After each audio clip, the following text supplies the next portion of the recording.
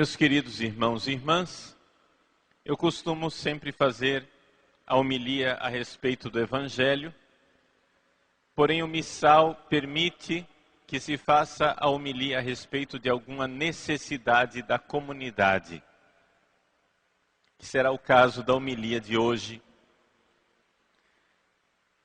Nós vivemos um tempo de graves e sérias mudanças no nosso país. Já no apagar das luzes do ano de 2009, o presidente da República assinou um decreto de um plano de desenvolvimento dos direitos humanos. O decreto é muito extenso, várias páginas. O português é jurídico, difícil de leitura. Mas o que o decreto faz é o seguinte: ele cria duas categorias de cidadão. Existem agora, a partir do decreto de Sua Excelência o Presidente, dois tipos de brasileiros. Aqueles que podem ser funcionários públicos e não são cristãos, e aqueles que são cristãos e são cidadãos de segunda categoria. Essa é a consequência desse decreto. O decreto quer colocar algemas nos cristãos e tornar o cristianismo nesse país praticamente ilegal. Porque através desse decreto, nenhum funcionário público pode ser contra o aborto.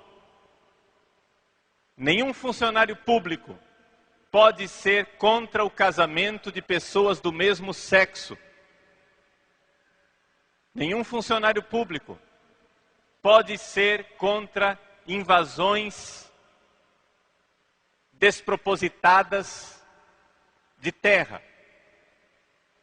Nenhum funcionário público pode ser contra a lei e aquilo que é a política do governo de retirar de todos os locais públicos símbolos religiosos. Esse decreto do presidente da República cria cidadãos de duas categorias.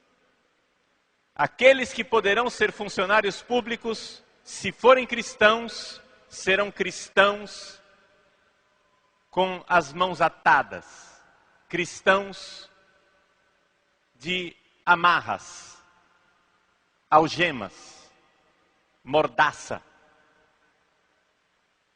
O senhor presidente da República decretou que ninguém pode ser cristão e servir esse país. A gravidade desse decreto, a gravidade desta decisão,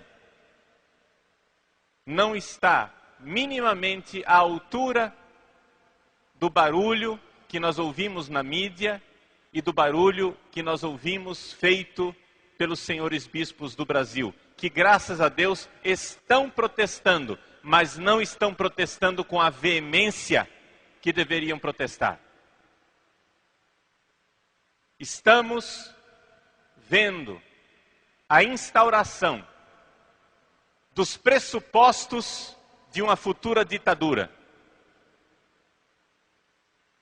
Para que haja uma ditadura é necessário que haja uma nomenclatura, ou seja, um grupo de burocratas fidelíssimos que implantem essa mordaça na população. É assim que se faz uma ditadura. É necessário que a Igreja Católica erga a sua voz contra esta infâmia que clama aos céus. Se algum padre ou algum bispo pretende ser prudente e guardar o silêncio, eu não guardarei. Porque não quero entrar para a história como os bispos que covardemente não levantaram a voz quando Hitler começou a governar a Alemanha em 1933. Meus irmãos, Hitler foi eleito democraticamente e levou 6 anos para que ele finalmente fizesse um ato de guerra e invadisse a Polônia. Durante esses 6 anos, enquanto ele ia tomando o poder gradualmente e abolindo a democracia na Alemanha, pouquíssimos foram os bispos valorosos, tementes a Deus, que ergueram a sua voz para protestar contra esse tipo de desmando. Não estou acusando o senhor presidente da República de genocídio nazista e nem de ser um outro Hitler.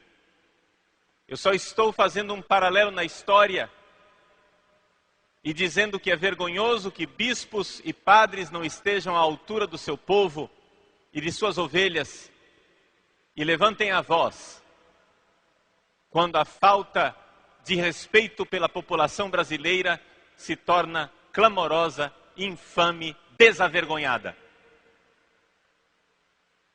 94% dos brasileiros são contra o aborto.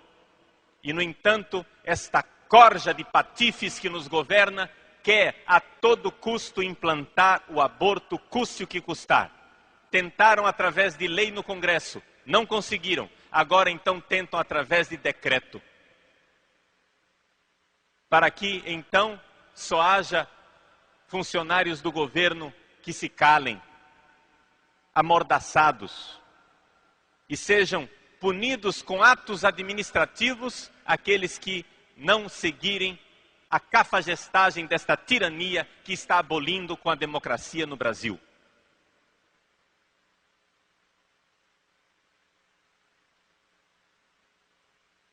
Meus irmãos, é necessário que nós, cidadãos e cristãos, não fiquemos indiferentes. Eles irão repetir a ladainha de sempre de que a nossa religião é um fato privado e que ninguém deve usar a sua religião para colocar as políticas públicas. O problema é o seguinte: o ateísmo também é uma atitude religiosa. O ateísmo também é uma religião. O ateísmo também é uma forma de se relacionar com o fato religioso. Uma minoria de ateus desavergonhados querem amordaçar a maioria dos cristãos deste país. Eles dizem que ficam ofendidos com a presença de crucifixos nos nossos tribunais. E eu digo que fico ofendido com uma parede vazia no tribunal. Porque uma parede vazia num tribunal é também uma atitude religiosa. Porque viver como se Deus não existisse também é uma atitude religiosa. Porque impedir os cristãos desse país, de longa tradição cristã, 5 séculos de cristianismo, de manifestarem publicamente a sua religião, porque um grupelho de ateus imorais não querem ver a nossa piedade e a nossa religião, é algo simplesmente inaceitável, é algo diante do qual nós não podemos nos calar. Como pastor de almas, eu preciso dizer isto. Eu preciso dizer que não irei me calar diante de uma política do governo que quer implantar o aborto custe o que custar.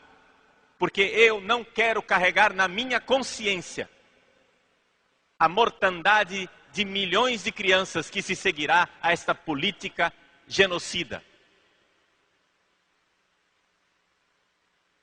Como pastor, eu devo erguer a minha voz contra um governo que quer a todo custo equiparar o casamento heterossexual único e indissolúvel a uma união de pessoas do mesmo sexo. isso é uma afronta, isso é um insulto.